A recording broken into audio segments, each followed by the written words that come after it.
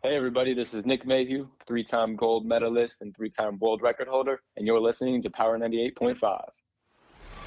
We don't play the social game. We are social. Power 98.5. You're listening to Power 98.5, powered by United Angels Dream, your number one resource for public relations, entertainment, and multimedia. Contact them today at unitedangelsdream.com. Hi, this is Dan Aykroyd. He's progressive. He's beautiful. He's thoughtful. He's intelligent. He's powerful. He's positive. He is Stephen Cuoco on Power 98.5 Satellite Radio. Empowering listeners from the US to the UK. Live on air with Stephen Cuoco.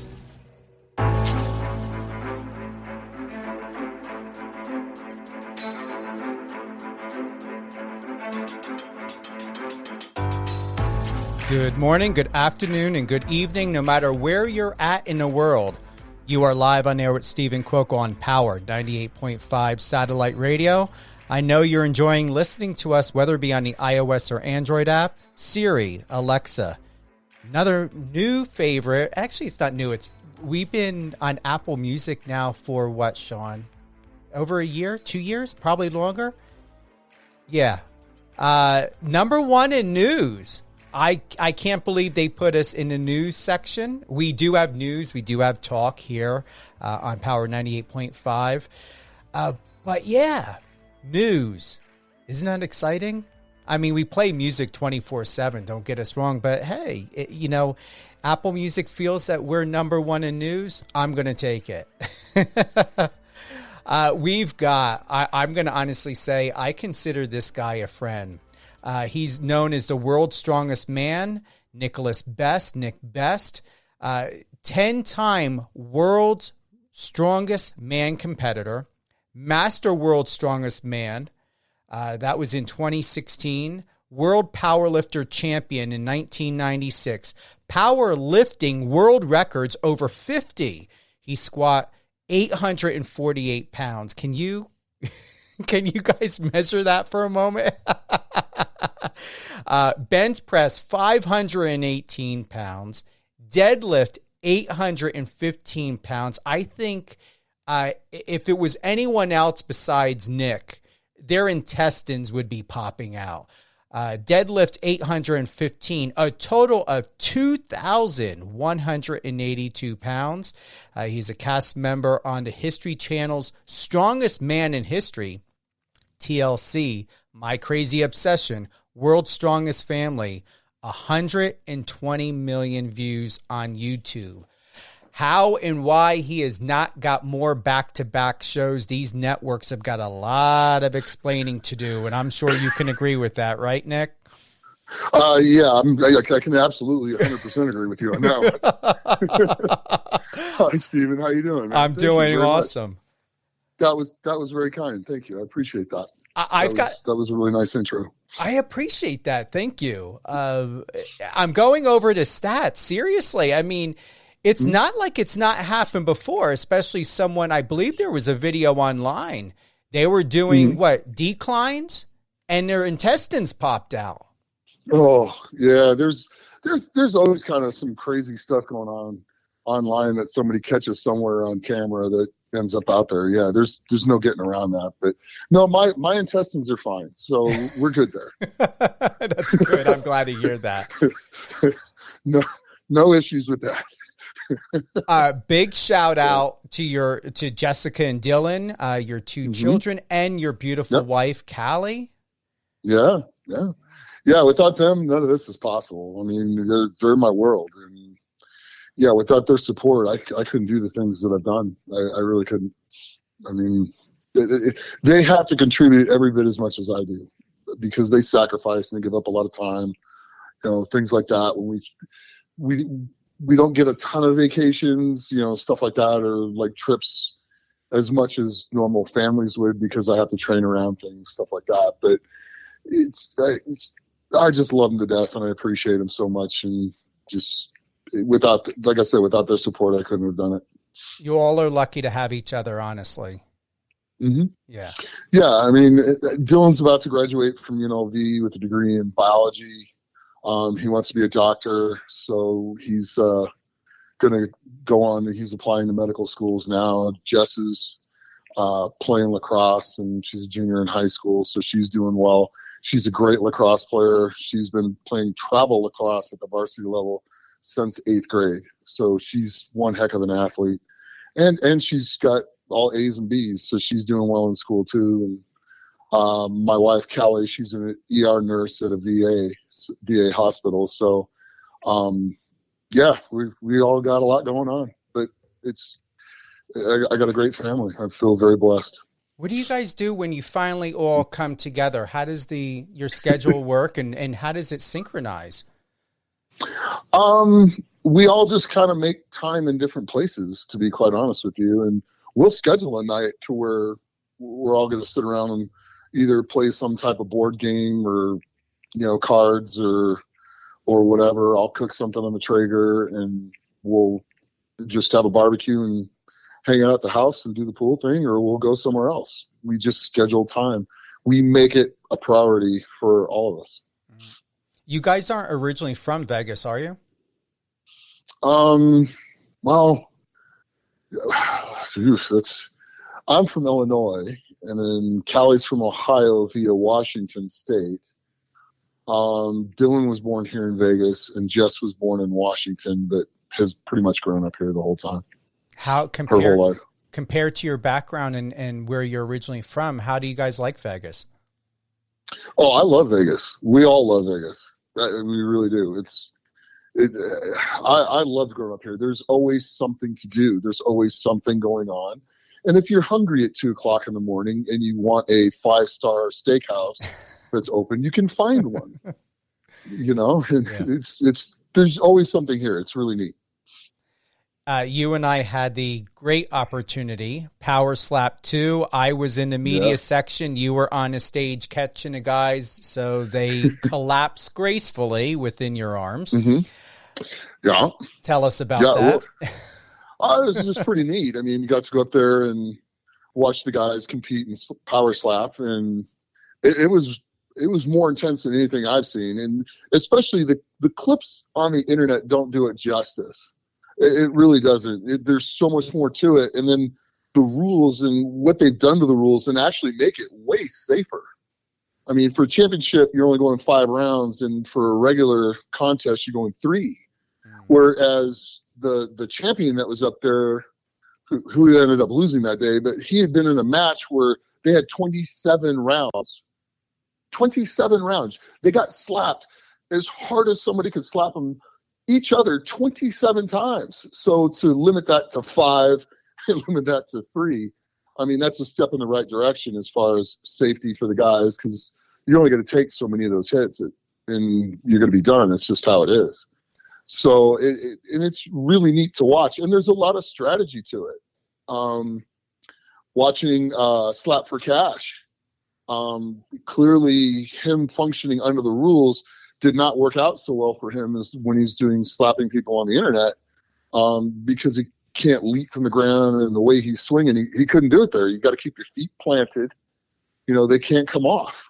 So if you swing wild and jump and hit at the same time, you're gonna lose a point, and they deduct a point from you. Or if you flinch, you get hit again. So there's some strategy. You definitely do not want to commit fouls during that. Fouls are very costly, especially in a 3-round fight. Yeah, I just had Vernon Cathy co-host with me not too long ago, because I had some friends and family were like, what's Power Slap? And I was introduced to it the first time, the day that you and I were there, and I heard about it before, but you're right. Honestly, you have to be in person for, if not all sports, especially MMA, boxing, and Power Slap. You have to be there. Television doesn't serve unless it's for somebody who just enjoys watching something on TV and doesn't want to deal with crowds and traveling in lines. Agreed. I'll agree with that 100%. It really, because before I went to it, I was kind of like, we'll see. This should be interesting to say the least. And it just turned out to be so much more than I thought it was. So I was very impressed with it, actually. what I found quite interesting was Vernon had shared, you are not allowed to flinch. And I'm like, wait a minute. Mm-hmm. Mm-hmm. That explains why almost, especially one fighter or competitor that comes to mind, I said his face looked like somebody took their thumb or cucumber and poked him in the ass with it. And I couldn't understand why he kept looking like that. Now I know. Right. Yeah, because if you flinch, you're going to get hit. That's the crazy thing is you slap him. If he flinches, they ask you, do you want to hit him again? Because you get to take your shot back again. So that can either count for your point or you can hit him again. And I don't know why, if you only get 3 swings at somebody, you wouldn't take a free 4th one. Mm. You know, you're going to execute that because you're causing more trauma, more damage, and it'll get them off kilter and make it that much easier to maybe get a knockout on the next slap. So yeah, flinching's not good. I have to definitely say flinching's bad. Yeah, I was absolutely shocked when I learned that. But it explained, when we're there at, or, the UFC, we've got those 4 televisions around the room, and they shot, had up close of their face, and yeah, it explained it all. Well, I think part of the strategy, some of the guys just close their eyes. Oh, and maybe that's why they just can't. Yeah, there's a couple of the guys that would close their eyes, and then they can't see it coming. They get hit, and they're not going to flinch if they don't see it coming. Oh, that's smart. Mm-hmm.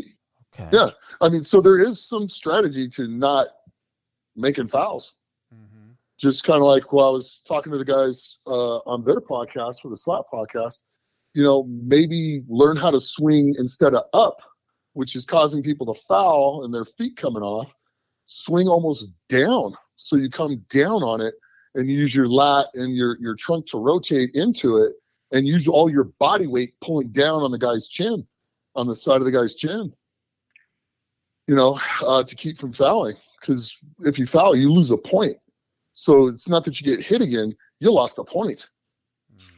So that's pretty major too. So, I mean, there's definitely going to be a lot more strategy coming out with this as it gets bigger. Are you going to be there at the next one? Possibly. I mean, we'll see what happens. They have to let me know. But yeah, I would go. I would absolutely go. Yeah, it was perfect having both of you on that stage. It made it, to be solidified as though, listen, you're not just catching the guy, if he gets knocked out. I mean, because those smacks, you can feel them, and that's not BS. Like, I could feel the impact all the way in the media section. Yeah, well, you can hear the slap all the way through from one side to the other. Yeah, that you're in. So it's not like, just somebody just kind of like, slapping your face. I mean, they're bringing it. They're swinging for everything they have. Well, there's no contest that you are so conditioned that I'm sure if a boulder were to bump into you, you probably wouldn't even teeter. Would you ever think of doing a power slap and being one of the contestants? If they want to offer me 7 figures, I'll go do some power slap. But okay. Anything less than 7 figures, I'm not doing a power slap. It's going to be very worth my while to go do it, or I'm not messing with that. I do not want to see, because you're going to get hit. There's no way you're not getting hit unless you can knock the guy out. Unless you flip, you win the coin toss and are able to knock the guy out first swing. So, you have to, one, win the toss every single time, or you're going to get hit. What I don't have here. No, go ahead. Mm-hmm. No, go ahead. I was going to say, what I don't have here is, how tall are you and how much do you weigh? I'm 6'2", and right now I'm 300. What? When I was at my heaviest, like at World's Strongest Man, I was 325. Now, is that good for you to carry? Meaning, do you feel healthy? Do you feel at your optimum? What is your prime weight that works for you? My prime weight that works for me walking around, just like everyday weight, is somewhere between 300 and 308 pounds, right around in there. I'm totally comfortable. I don't have to overeat. I can actually clean up my diet really, really well. And I'll actually start having abs come in and stuff like that in the low 300s. Lifting wise, I'm going to be my absolute strongest at about somewhere between 318 and 322. So I just, as I'm coming into a contest, I eat my way into the weight class for strongman. For powerlifting, the weight limits for me, because I won't go super heavyweight, is 308. So I can just pretty much do a powerlifting meet at my walk around weight. I don't have to gain or lose any weight for that. Oh, like I said, if you were to even think about doing power slap, I mean, obviously, if you were to go first, the other guy would be down. You would need another strongman there to catch him. If someone were to go up against you, like I said, you and an even teeter. I've been known to take a punch or two from time to time. Yes, I'm sure you keep standing. Yeah, when I was younger, there was a tour that I went to, the Metallica Guns N' Roses tour back in the day, and it was in the Oakland Coliseum, and I went into the mosh pit, and I was kind of bouncing around, and this guy jumped out and hit me with everything he had right in the jaw, and I remember biting a hole in my tongue, and I just stopped, and I looked at him, and he looked a little nervous after that. He actually turned around and started running the other way pretty fast. Wow. So, yeah. So I'd like to think I could take a pretty good hit. Going through some of your content here, and what's so impressive with you, and I don't mean that loosely, Nick. I'm going over even some of the stuff my assistant sent over, and then what you had sent over. Thank you very much. I feel that with you, even with all your accolades here, do you, and I need to ask you this, because we're going to go to the TV part. Cast member of History Channel's Strongest Man in History, and then My Crazy Obsession, World's Strongest Family. Do you feel that you are taken serious on this side of the lane in the mainstream world in television, or do you feel that you haven't been you haven't been absorbed to the greatness that you have within yourself? Because I feel that we have not seen enough, and we should be seeing more of you, not only at events, say Power Slap or anything like that, but I feel that you have a message. So my question is, I'm processing what I have here, is what is your message, and what is it that you feel the world really needs to know about who Nick Best is? Well, here's the thing. It really, we all face challenges in life. Everybody. I mean, I've seen the richest of the rich and the poorest of the poor, and everyone, I'm telling you, the grass isn't greener somewhere else. It's just the problems go from one massive problem to the next massive problem. They're all a little different, and the stresses that come from them, but we're all the same people. I mean, so live well, be nice to each other, and just do the best that you can, and be the best person that you can be every time you walk out the door. And there's not much more anyone can ever ask from someone, and if you have something you want to do, don't ever give in, don't ever give up, and work until you get to be the best that you can be at that. My best and Brian Shaw's best are different. I'm not 6'8", and I'm not 440 pounds.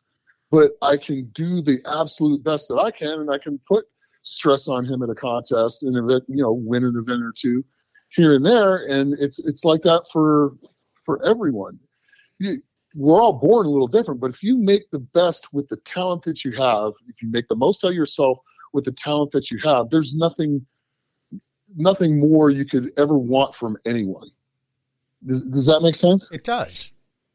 And that's why I'm like, you are, and I put this in the bio description of the show, that you are a household name.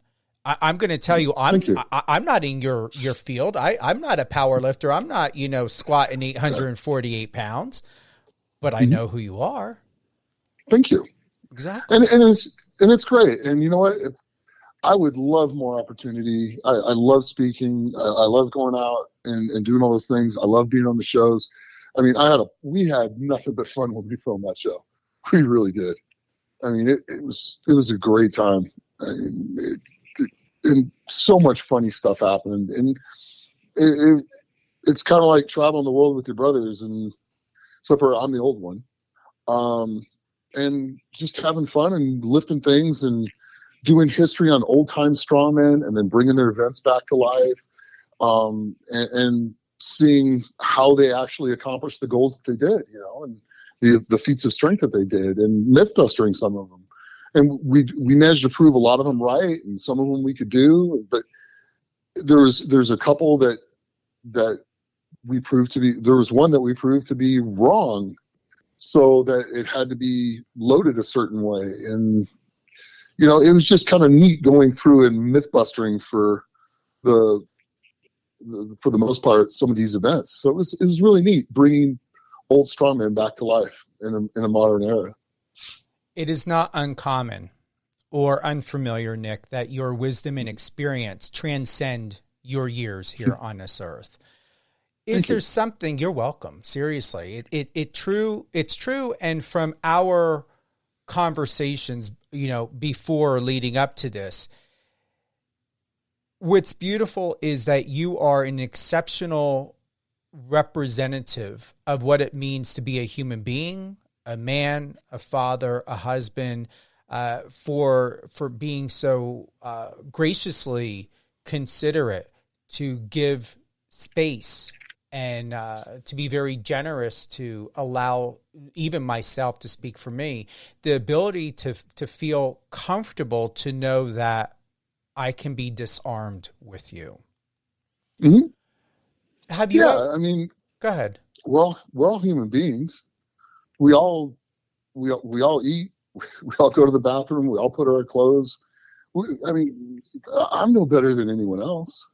I just happen to have things I'm really good at, and I get to do what I love to do. I get to go pick up heavy things and run really fast with them, and squat things and bench things and deadlift things, and I just love doing it and entertain people. And I feel very blessed, and I'm very gracious for the ability to do that. I mean, I worked a full-time job while doing all this up till 2018 in the beer business. Spent 18 years in there selling beer, and I never expected my employees to do anything. I can't ask them to do anything I wouldn't do. You try to be a leader, not a boss. And it's like that in life. You try to lead by example as best you can. What's incredible, and when we're going to get to this one part, if you're wanting to talk about it, is we all know the climate of where the world is at. I mean, you and I are not that far in age, and we're both Gen X. And with that,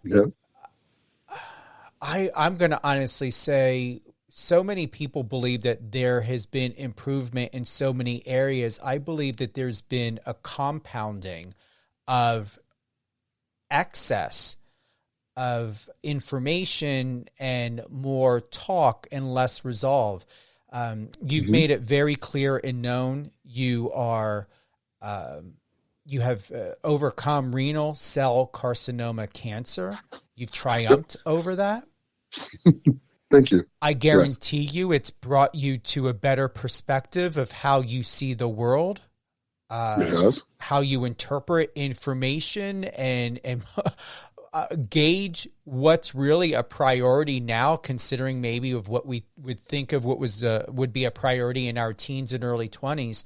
What would be the message of hope and encouragement that you would have for anyone from all walks of life through your lens of your life experience that could help restore some sense of sanity and peace and calmness? Even to me, what can you offer? You know what? It's kind of one of those things with the renal cell carcinoma. I mean, we found it by accident, and it was almost the accident that happened. I was bench pressing, and I was benching 425.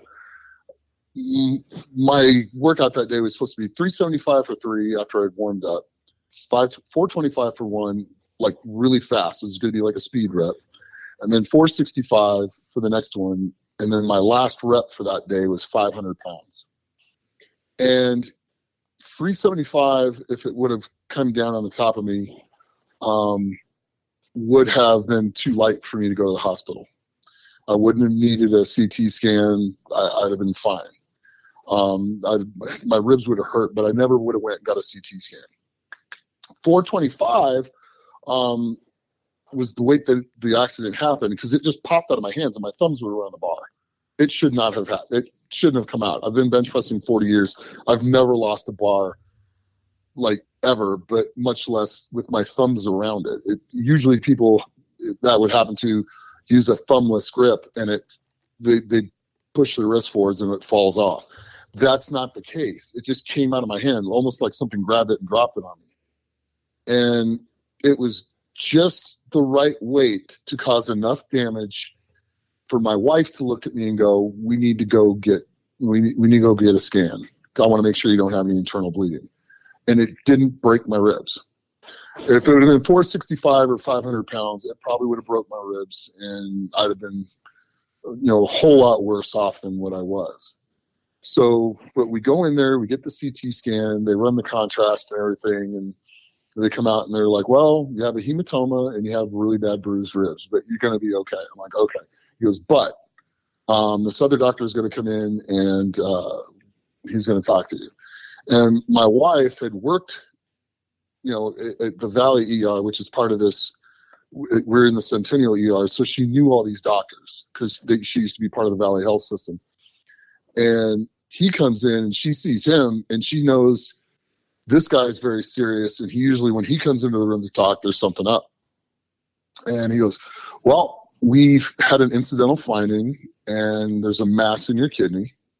And you need to go get another one of these in 2 days where we can give you contrast again. And here's a urologist that you're going to need to go see. And got us set up. And, he really didn't tell us how big the thing was.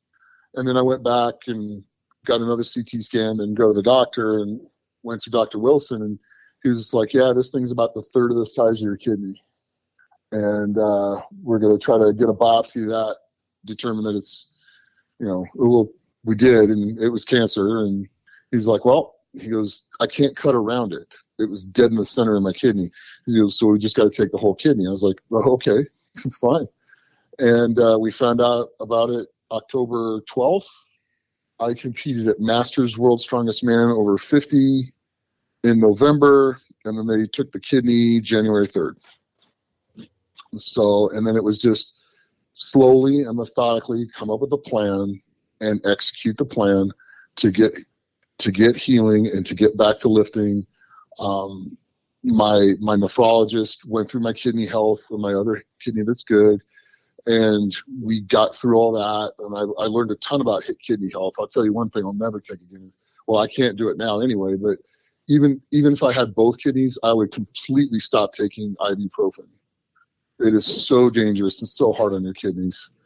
But I went and competed, and they took the thing out, and now I'm on a plan and methodically executing and going through my rehab. And I just squatted 771 and deadlifted 675, a week ago. It's coming back. If I had one of those clap things, those sounding things, I sure would press it right now for you. It's okay. Thank you. I appreciate that. But don't ever give in on your dream. And even if rough things happen, keep a positive attitude, keep a positive mindset, and just make the best out of everything that you go through.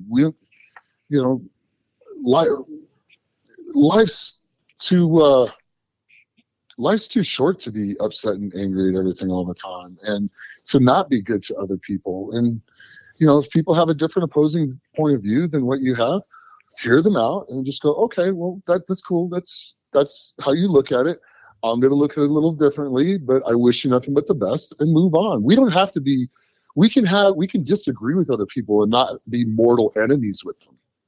And I think a lot of, between sports radio and a lot of stuff going on where both these political parties are just at each other's throat, they've really created an environment where if people don't agree with one another, you become their mortal enemy, and we're not their mortal enemies.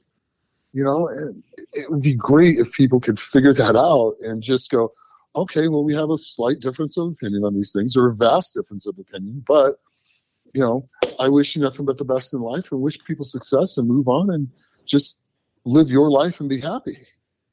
That's all you could ever want for people, is just to live your life and be happy. Well, that's why someone like you, I was like waiting for a moment. I was like, I didn't want to interject. That's why you're here, and that's why you're here to teach us. And I believe this to be so. And it's not just what I hear from you and what I feel from you. It really is what my body says, of what reverberates within me, is that. And you and I had this conversation very candidly, privately. I believe that there's just so much more moving forward for you, that really there is nothing to stress. I believe when it comes down to it, it's about value, and it's about having a clear understanding and image and perspective as to what is in Nick's best interest, and what is it that you can channel and plug in and connect to that's going to help enhance and really broaden your capacity to be that guiding light that you are so for yourself, that Callie is for you, that your children are for you, that you are for your family. I really want to see more of that, because I appreciate you being in the gym, but I feel that you belong more than just in the gym. Well, thank you. Thank you. And I appreciate that. And I'm all for it. I love to teach. I love to talk to people. I really do. I enjoy that. And like I said, if people can take anything away from me and make their life just a little bit better, and you know, make other people's lives just a little bit better, the world's going to be a better place in the end. It really is. Are you planning on doing speaking engagements? Have you been approached to do any, whether at universities or with other athletes like yourself, to help them be more aware of their body and their conditioning?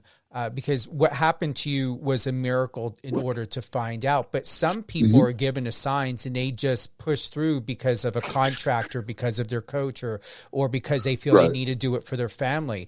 Do you have information, or do you feel that you can speak to help bring more awareness to self-awareness and self-respect? Oh, sure. I mean, absolutely. I mean, I'm starting to do seminars and stuff like that as well. So I'm going to Norway to do a seminar with Ed Cohen, who's probably the greatest powerlifter of all time, in July. And then I'm going to go speak to some boys here in Las Vegas on June 17th. They're at-risk boys. I'm just going to go and speak with them and talk to them about their life and their challenges, and that it doesn't matter where you start, it matters where you finish. And even if some of the most awful things go on in your life, you can still live well and prosper and be happy. The only thing that's going to stop you is you. And, you know, set that aside and let those things go and just focus on the positive things, and it'll turn your life around, you know. But it's one little step at a time. It's one little thing at a time. And all those things add up to big things in the end. And I would absolutely love to go around and speak about that. Yeah, you're ready. I feel it. I believe it. Mm-hmm. Yeah, I agree with you. I mean, 100%. Because, like I said, nothing worthwhile is easy. And if it was easy, everybody would be doing it. The thing is the things that are really hard are really not that hard. If you take little bits of them and take a little bit out of it every day, eventually it'll all be moved. I mean, moving a mountain seems like an impossible feat, but if you take a front loader of dirt away from that every day for 100 years, you're going to end up moving the mountain. It's just break it into little tiny objectives and little tiny goals that you can easily achieve. And eventually over time, you'll achieve every goal that you ever set yourself out to achieve.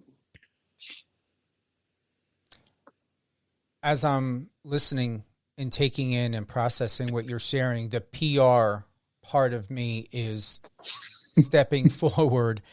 And what I hear and what I truly believe, and I'm saying this as a publicist, sharing it forward to you, is what I believe, and what I believe to know for a fact in my heart of what I'm processing right now, is we are in a world where identity has been, and it's, you touched on this just a little bit ago, ever more attacked, where people are easily using the victim card role to do their best to be in their favor, and not weighing what that means to someone else, especially those who are still developing and enveloping their own persona to be their authentic self, and to even know what that voice even sounds like, and even what that embodiment looks like.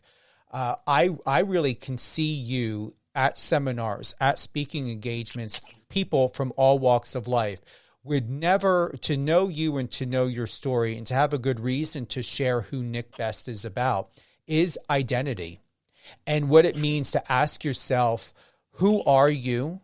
What do you believe you are in yourself to be? And what does that look like, feel like, and sound like? Just some simple questions for self-reflection. And the total embodiment of who you are, Nick, we all work and live in some sort of identification of a career, but you are the face, you are the physical, the embodiment of identity, not only within fitness, but also in perseverance, in television and everything. I would love for your talks to encompass questions and to leave with some sort of resolve with the people that you're speaking with when it comes to understanding your identity. Yeah, I mean, absolutely.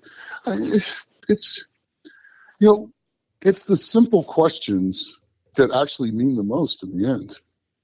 It really is, because things get when we really try to overcomplicate things, and especially in this day and age, when you're just hit with more information, people just really know what to do with. It's the simple cause and effect in the end that actually makes the biggest difference. It's observation. Well, if I see this, and this happens, that's probably what's going to happen. And it doesn't have to be complicated. It just has to be observed, looked at, and then thought about, and where you want to go with it at that point. And people don't do that. They just jump from one thing to the next thing to the next thing. Take your time, concentrate. Life's a marathon. It's not a race. It's not a sprint. It's a long, slow, methodical, process.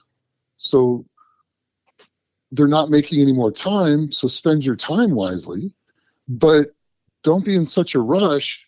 Look around, smell the roses, enjoy the blessed things that are in your life. I mean, your family, there's nothing better, especially, when you're married and you have a wife and you have kids.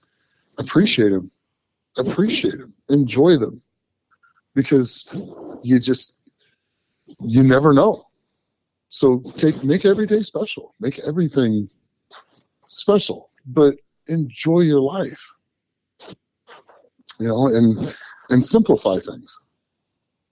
That's also one of the things that we need to do a lot more in this day and age. I'm going to play something to add in to what you're talking about, because you're doing it right now. You're not in your way. You're living life, and you are using, I don't know what anyone else has said, but I'm telling you, I believe you are using Instagram so well. And are you TikToking? I do have a TikTok account. but I don't post on it as much as I do with the Instagram and the Facebook or the YouTube. Okay, we're going to play something here. Okay. Why isn't this? Hold on for a moment. How is this not working?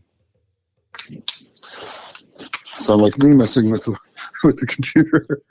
Here we go. I got it now. Yeah, I accidentally hit the wrong button. All right, here we go. Okay. What? What song are you listening to? Do you want to build a snowman by Frozen? I wish you would tell me why. Hey, Nick. With the pew pew shirt on it, looks like Pornhub. Yeah. Yeah. You skipping off like that in a gym. That's what I'm talking about. I mean, seriously, 6'2", over 300 pounds. And you really are using social media to your best. You really are. Thank you. Yeah, that was a lot of fun. We had a good time with that. That was actually at the range. Was it at the? That was at the range. Yeah. Okay. That was the range 702. That's what the pew pew shirt's for. That was really good. Yeah, that was fun. I mean, Chris does stuff like that all the time. She's really on the social media too. So it's that was a lot of fun. That was just too much fun. All right, you got to tell me about the pew pew shirt. What is that in reference to? Just shooting guns. Just is it? Okay. Yeah. But you know the way the colors and the logos look, it looks like it's Pornhub. Is that what it's supposed to be? I would assume. I didn't make the shirts. I have no idea. They just handed them to me. I mean, like I said, we were talking earlier, and I was telling you, I like guns, and I want to know a lot about guns, and it's kind of like I now have another hobby that pays. I wanted to go in and intern, and she's like, well, we can't really have you intern. It's kind of dangerous, so we'll put you on the books, and you can just, Chris was like really nice and was like, yeah, you can just come in when you want. And Colton's been great, and Jeff and everybody in there. And I mean, they've been so patient and taught me so much about guns and shooting and how to properly handle things and how to properly handle other people shooting and walk them through that and stuff like that. So but you start at the bottom and you learn things from all the way up to the top. And if you want to learn about guns, the best place to learn about guns is the place where they shoot them.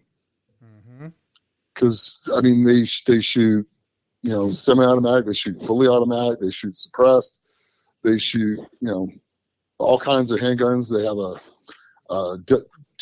three different Desert Eagles, 4 different Desert Eagles that are in there, which is the 50 cal that the Marvel character Deadpool shoots, like in the movie, stuff like that. So, and then they have a Smith & Wesson 500, and then they have a 50 cal like long range rifle that they shoot in there, which is really neat. That really makes a big boom when that goes off. You can hear that throughout the whole building when it goes. And it's just neat. So you're going to learn the most about it while you're there doing it. And I like to submerge myself into things like that. So I know beer really well. I know liquor very well. I know wine really well because I worked in those industries. And then I know lifting and stuff like that really well as well. So now I want to learn about guns. And working there has been just an awful lot of fun. Congratulations. Yeah, you and I did have that chat before we went live, and that was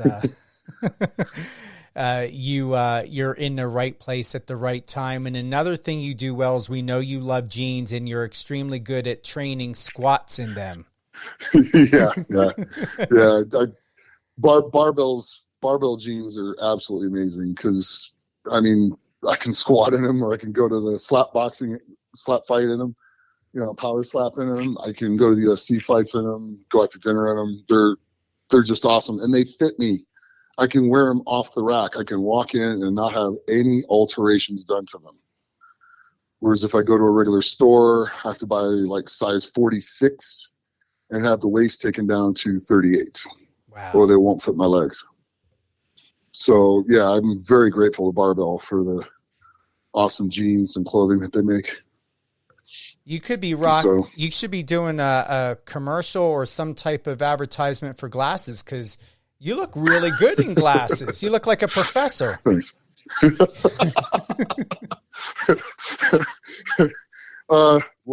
Awesome. Yeah, absolutely. I do like my Oakleys,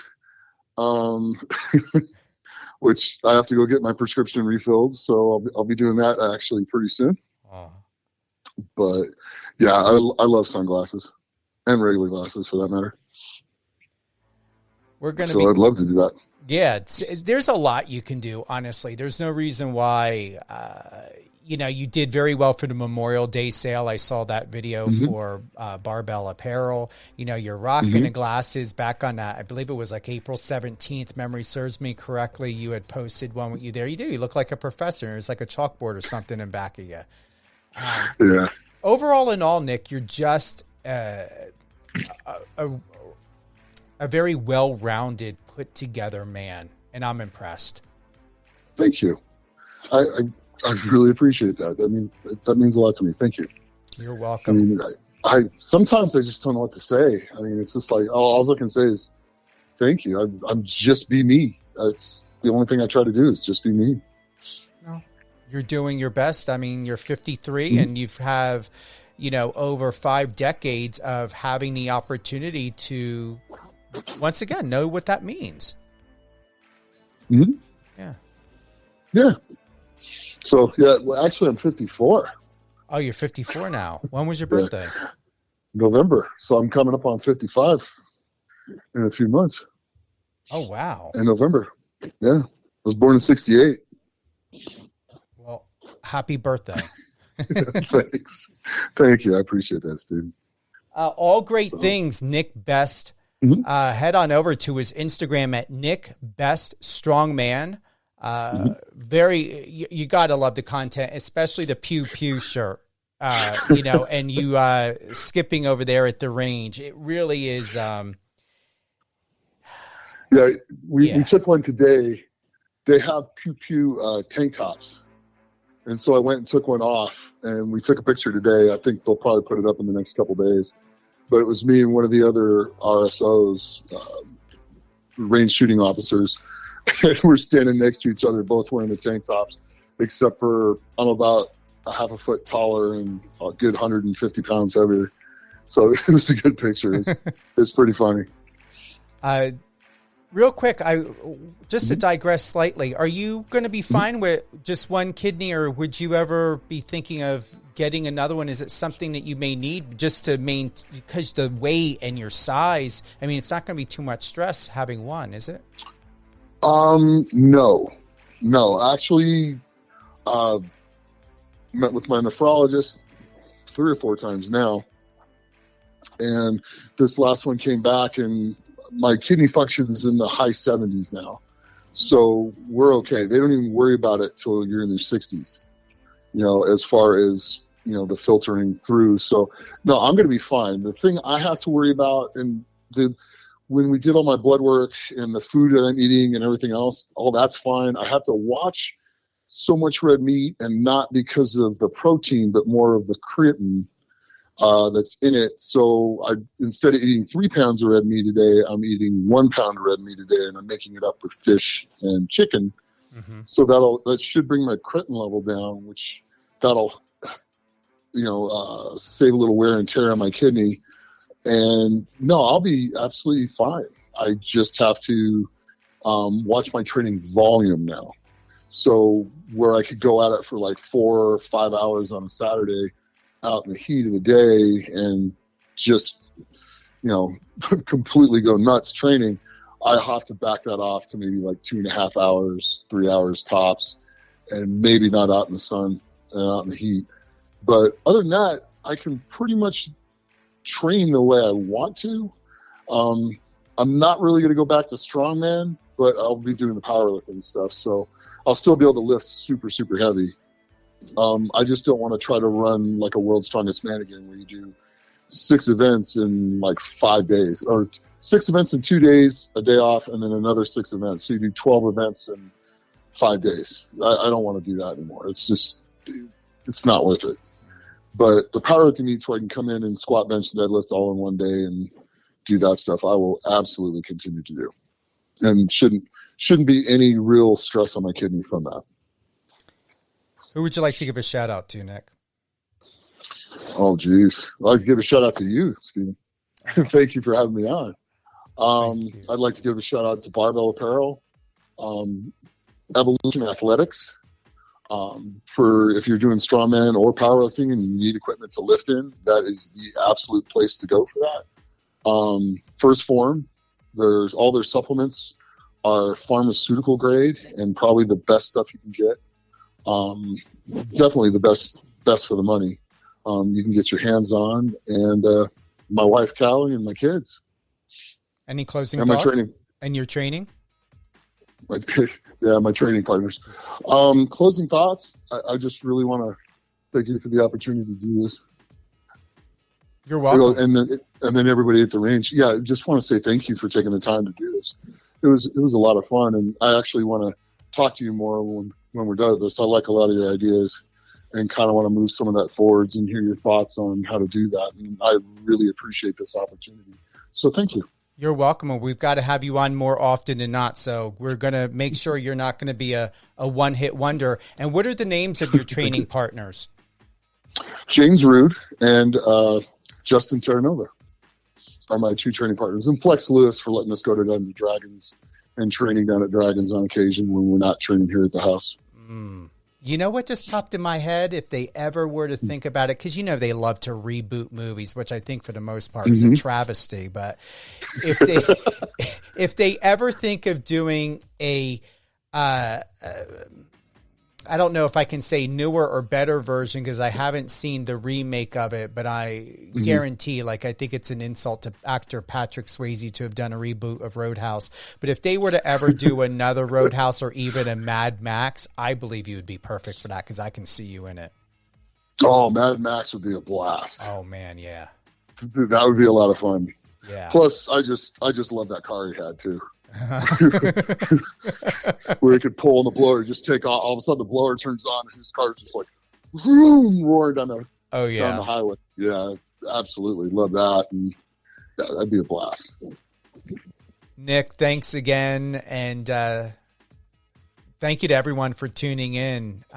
Nick, anything else before we head on out and talk privately?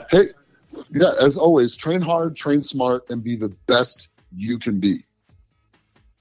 I like that. I appreciate that. Thank you very much. And thank you to everyone who has tuned in live on air with Stephen Cuoco on Power 98.5 Satellite Radio. Nick Best, everyone. Head on over to his Instagram. His handle is Nick Best Strongman. Give him a follow, watch the newest video I just played for you guys live. You got to see Nick in action. It's really incredible. And he's got a lot of great videos on there that's worth watching. Content is really, really well done.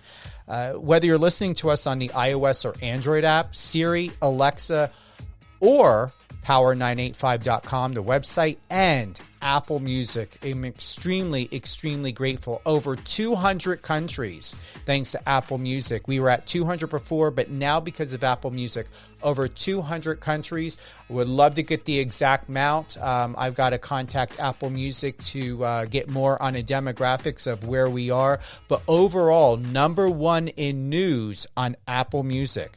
Whether you're listening to Let Me Tell You with Lady T with Terelia Hoskins, she's coming back.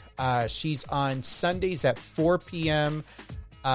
Eastern. We've got Resilient You with Alicia Pazzoni. She's on Saturdays at 11 a.m. Eastern. And then you've got me when I am available. However, my show does air consistently, but definitely check the schedule, whether it be on the app or on the website. I'm usually on 8 a.m. Eastern time. All things Stephen Cuoco, STEVENCUOCO, whether it be Twitter, LinkedIn, Pinterest, Instagram, anywhere and everywhere at Stephen Cuoco. My public relations website, stephencuoco.com, also power985.com. Was a great pleasure to have attended the recent UFC Vegas 74, Kara versus Albazi.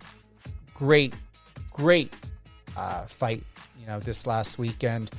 And Instagram. Thanks, guys. Instagram, Power 98.5 Radio. Listen, whether you're on the iOS or Android app or the website, click that bottom right-hand icon. Send a message over to my team. I know we've been getting a lot of submissions from DJs and from music artists to air your content on Power 98.5. Also for consideration to be a guest on one of our shows. Resilient You with Alicia Pazzoni. Let Me Tell You What Lady T with Torellia Hoskins. And as well as myself, Stephen Cuoco. Live on air with Stephen Cuoco. All on Power 98.5, where your voice matters most and more. Commercial-free station. And we will talk to you soon. Have a great weekend, everyone.